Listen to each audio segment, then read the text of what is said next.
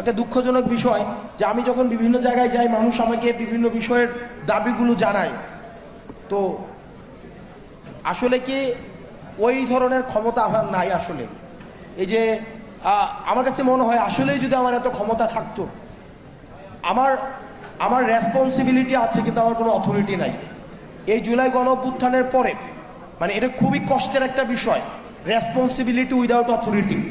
আজকে দেখেন কোনো একটা কাজ, কোন একটা আন্দোলন হচ্ছে, সেখানে গিয়ে আমি কিছু করে দিতে পারছি না। যদি যাই তাহলে বলা হয় কোন কারণে আপনি এখানে আসছেন, আপনি এখানে আসবেন কেন, আসবে উপদেষ্টারা।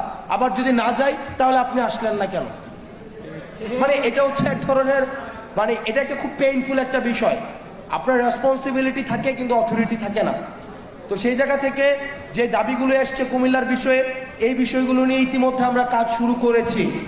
আমরা বিশ্বাস করি, আমরা ভরসা রাখতে চাই এই নির্বাচনের আগেই এই অন্তর্বর্তীকালীন সরকারের অধীনেই কুমিল্লা নামে এই বিভাগ হবে